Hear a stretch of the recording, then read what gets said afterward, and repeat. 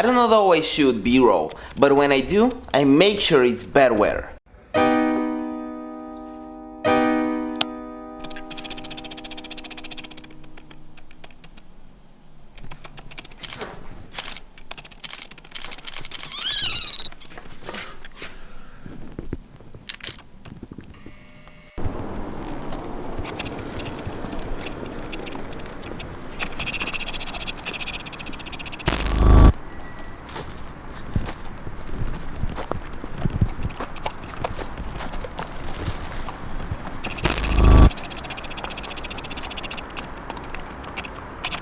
I know I didn't make a lot of videos in the series growing an Instagram account from scratch. The reason was that I got clients for Instagram management and SEO optimization, and that took a lot amount of my time that I could dedicate into growing an account, because for Instagram I'm very hands-on the growth. To come to think about it, SEO as well, and I'll make a video about it, how I get clients to pay me from 400 to 1.9k a month, monthly retainer, to help them grow their business. So if you're interested in doing this for yourself, you should definitely click the subscribe button. But in this series, the first thing I want you to learn is how to grow on Instagram yourself. I don't really have a very big channel myself when it comes to Instagram, but I'm very transparent in everything I've done when it comes to my Instagram growth. So when I said I bought followers, that was something that other people wouldn't actually admit. When I said I deleted all those followers by blocking them, the ghost followers,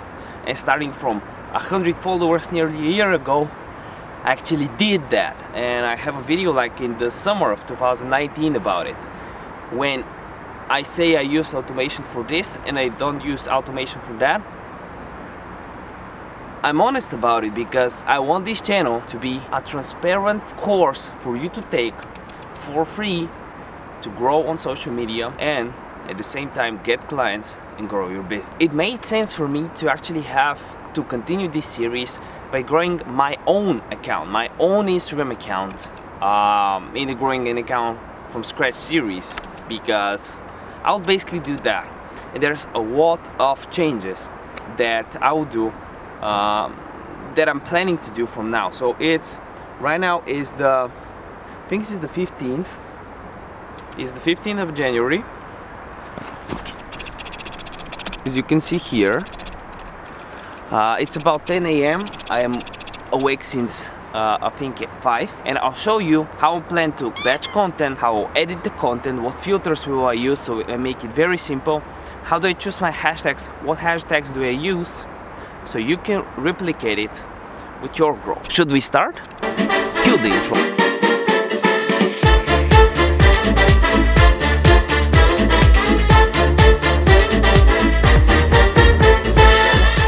Okay, as always, I want to start this video with the shout out rules. If you want to be shouted out in one of the next episodes, make sure you comment down below something that you've loved about this video or something that you've absolutely hated about it for a chance to be featured in one of the next episodes. And if you want to know if you are in fact the shout out winner on this episode, make sure you stick until the end. I'm logged in on my Instagram right now, as you can see on my phone, probably here on the screen here, and there's a lot of changes that I'll implement with my feed. I have issues because after we moved to the new place, the internet was postponed for a week, so I had to keep buying new megabytes in my plan, so now they already expired. So it's not gonna be super easy to open everything, but bear with me. Also, here is the story. Here's some of the stories I have. And I'll tell you the intent. I'll tell you the intent behind them. I found a new friend. Coffee, that doesn't need to be muted. So I do a lot of stories, and I have intention around them. First of all, I don't do a story with the camera without any text in it. This is a basic rule when it comes to Instagram stories. There's so many videos and people don't know whether or not they want to watch them because the attention span on Instagram is super low. And if you want to keep people's attention, that's really hard, because people have the attention span of a dog. Did you ever try to take a photo of a dog and want him to look at you in the camera? I did. It doesn't work. This is the attention span people have. So if you want to keep people's attention span, you really gotta make your stories as interesting as you can. So my strategy with my Instagram stories is to actually do what happens in my business behind the scenes, and with me recording these videos behind the scenes. So I have the community engaged for my main goal. And my main goal is to get YouTube traffic and to grow this YouTube channel. This is a bigger goal for me than growing my business, because I know I can monetize an audience afterwards. I know all this is very contradictory to everything people tell you, because people keep saying that you need to, like, there are so many very small creators that just tell you how to make money from social media, right? And when I say them my goal is 40k subs, they ask me in the comments and DMs, what's your goal on YouTube? 40k subs. No, that's not your goal. How much money do you want to make? No. You're wrong. You're wrong. I'm not worried about money, making money from YouTube. I have a cash business that supports my lifestyle, right? What I'm worried about is first, not being out of focus, and second, growing an audience, because I'm also doing this for fun. I want to do something that I'm interested in. I'm interested in YouTube, and I'm not worried at all about monetizing it, because this part is super easy if you know what you're doing, and apparently half of the time I kind of know what I'm doing. So if it's half of the time I apparently kind of know what I'm doing, that's at least half of half. I'll go with these odds. So the goal is to grow the YouTube channel. So I don't have the website link, my website link drniki.co. I have my name as the website link, but my link is the latest video. There's the reason for that. So first, what are we going to do with the Instagram account? So I really need to clear my feed. So it's super messy. I already archived a bunch of photos, but as you can see, most of my posts so far were basically IGTV posts and also YouTube thumbnails. So that looks super messy. That doesn't work. I gotta switch that. What I'm going to do from now on, as you can see on the Marvel photo and on this photo, and it got a good amount of likes and comments. My strategy from now on is to actually have more branded photos that are good for personal brands. So let me show you how I'm planning to batch my content and to edit it on the go and very quickly.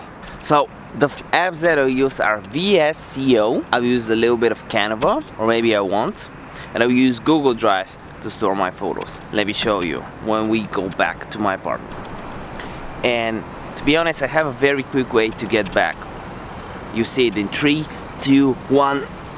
So my goal is to record around 7 to 14 photos per week, which means every day I should record 1 to 2 photos that I actually put in this folder.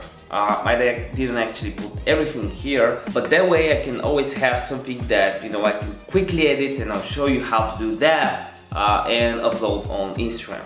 So what I like to do here is, you know, as I said, I shoot a bunch of photos, upload them here, and I'll show you live how we can get a photo that's you know, unfiltered, blah blah blah, in the right dimensions for Instagram and ready to be posted. The first tool that I'll use is actually Canva. When I go on Canva, I just use the Instagram post, which is basically just a square post. Dimensions, I upload the photo and center it so it's square.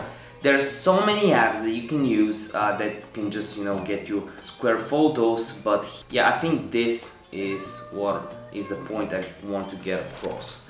So you can just edit it with Canva by using these options here. You can just do filter, soar. I actually like soar, but a lot of you don't want to pay for Canva, don't have, you know, the funds to do that. So I'll show you a free way to edit your photos. As you can see here, there's some thumbnails, there's stuff that I edited. I'll do a whole video about Canva. I also really have something, and you can see in the cards above on how you can make Instagram carousels with Canva, but let me show you how you can do it from your phone. So as you can see, I'll quickly send the file to my phone here, and now I have it on my phone. And as you can see, I have some footage that I already edited out but didn't upload. For example, me eating sushi. I think I'll use it soon, but I'll quickly click the plus sign, add the photo, and adjust some things. And the simplest way to do it without any experience, just like me, no photography skills, is just to use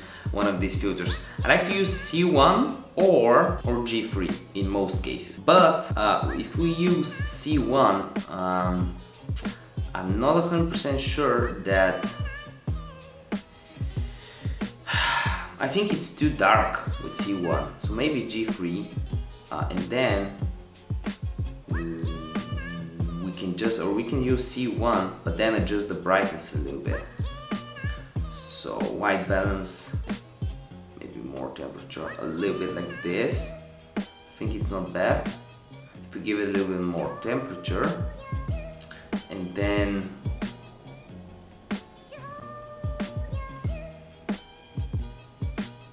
I think that looks nice.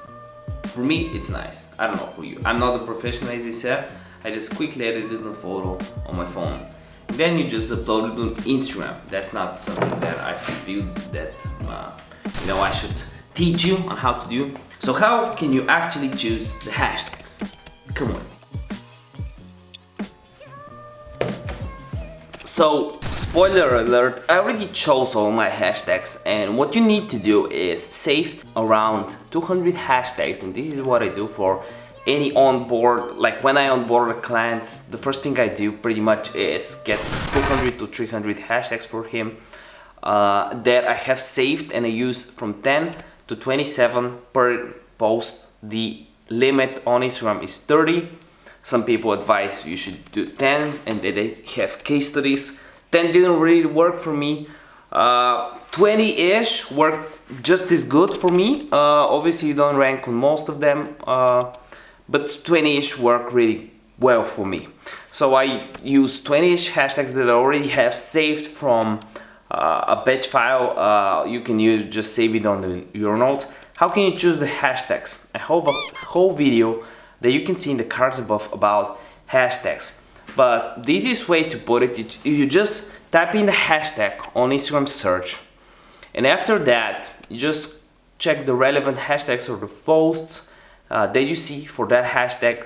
What other hashtags did they use? Don't just copy them, just get some inspiration and ideas. Maybe you can get one hashtag from this guy, another hashtag from that girl, then you can go on the hashtag and see 5 more hashtags and stuff like that. So like this, you just spend an hour or 2 hours today and create a file with 300-ish hashtags, depending on how much you post. If you post like 5 times a day, if you're on a team page, you might need even more. If you use the same hashtags all the time, you get shadow banned, which means your posts won't reach the explore or get any hashtag reach. And I have a video in the cards above about shadow ban, how you can fix it, but pretty much you just need to wait 2 weeks after it appears. The main reason to get a shadow ban, from my experience, by talking with you guys when you ask me questions in the DMs, is just from someone that says I'm shadow banned.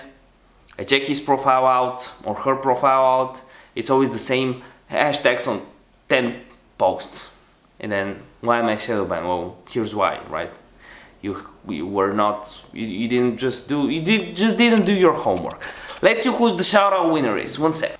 So who's the shoutout winner? It's actually Efe Akar. I'm really sorry if I got your name wrong. Who says, dude, change your lighting and open your eyes. You just can't look straight because of the light. And I say, yeah, thank you. And that video was 3 or 4 months ago. I think I've got a little bit better lighting now. I just don't have it in front of me. I have it here. So I think it works best. And remember that a video a day keeps a doctor away. See you in the next one. But by the end of this video, make sure you check this or this video out. Bye.